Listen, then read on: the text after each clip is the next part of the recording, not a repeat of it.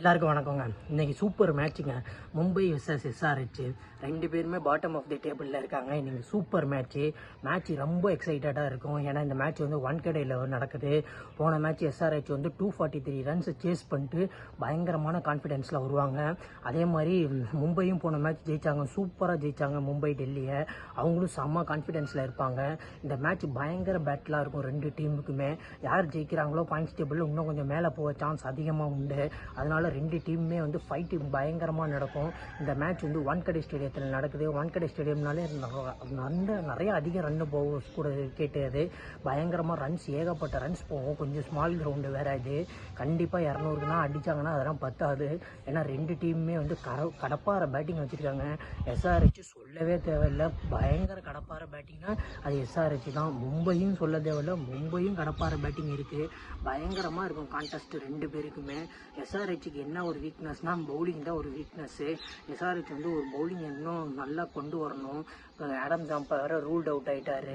அவருக்கு பதிலாக வந்து இன்னொருத்தர் கர்நாடகாவை சேர்ந்த பிளேயரை வந்து ரீப்ளேஸ்மெண்ட்டாக அறிவிச்சிருக்காங்க. அதே மாதிரி எஸ்ஆர்ஹெச் வந்து பவுலிங் மட்டும் நல்லா போட்டுட்டாங்கன்னா இன்னைக்கு மும்பையை வந்து சுருட்டிடுவாங்க. மேட்ச் பயங்கர எக்ஸைட்டடாக இருக்கும். வான்கடேயில் நடக்குது. ஃபாஸ்ட் பவுலர்ஸ்க்கும் சூப்பராக இருக்கும். பேட் கமின்ஸு அவங்கன்னா நல்லா என்ஜாய் பண்ணுவார் வான்கடே விக்கெட்னா. அதே மாதிரி மும்பைனா பார்த்தீங்கன்னா சும்மா விட மாட்டாங்க. மும்பைனா ரொம்ப ஃபைட் பண்ணுவாங்க.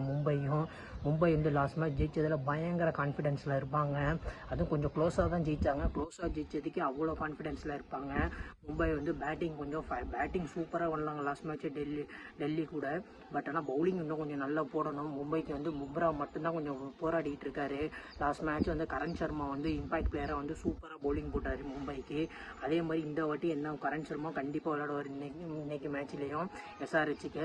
ஏன்னா அவங்களுக்கு வந்து மெயின் விக்கெட் வந்து டிராவஸ் ஹெட், அபிஷேக் சர்மாவெல்லாம் எடுக்கணும்னா கரண் சர்மா ஸ்டார்டிங்லேயே விக்கெட் எடுத்து கொடுத்துட்டாருன்னா சூப்பராக இருக்கும்.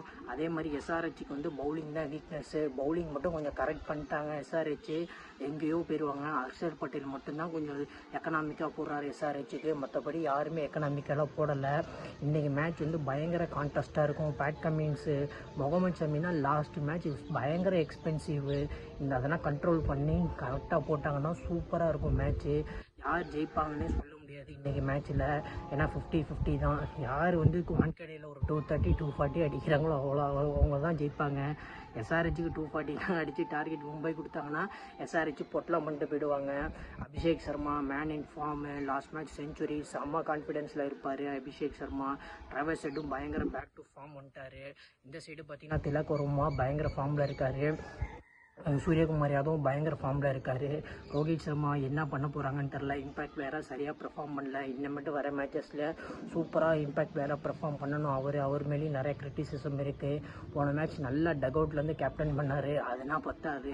மேட்சை ஜெயிக்க வைக்கணும் மும்பை இந்தியன்ஸ்க்கு. அவர் வந்து போராடியே ஆகணும். மும்பை இந்தியன்ஸ்க்கு கண்டிப்பாக அவர் ஒரு மேன் போராடுவார். கண்டிப்பாக அவரும் ஜெயிக்க வைப்பார். இன்றைக்கி கான்டெஸ்ட் வந்து பயங்கரமாக இருக்குங்க. யார் ஜெயிப்பாங்கன்னே சொல்ல முடியாது. வான்கடே விக்கெட்டு அப்படி இருக்கும். நல்ல பேட்டுக்கு வரும் பால் நல்லா.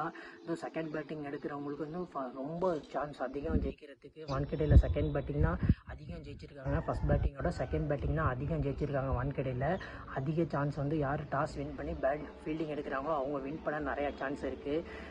உங்களுக்கு பிடிச்ச ஃபேவரட்டான பிளேயரை கமெண்ட் பாக்ஸில் கமெண்ட் பண்ணுங்கள். இனி வரையும் நம்ம சேனலை சப்ஸ்கிரைப் பண்ணாத சப்ஸ்கிரைப் பண்ணுங்கள். மும்பை எஸ்ஆர்ஹெச் மேட்ச்சில் யார் ஜெயிப்பாங்கிறத கமெண்ட் பண்ணுங்கள். இந்த மேட்ச் வந்து கான்டெஸ்ட் பயங்கரமாக இருக்கும். யார் ஜெயிப்பாங்கன்னு சொல்ல முடியாது. ரெண்டு டீமுமே டஃப்பான டீமு. பயங்கரமாக இருக்கும் கான்டெஸ்ட்டு. பார்க்கலாம் இன்றைக்கி யார் ஜெயிக்கிறாங்கன்ட்டு.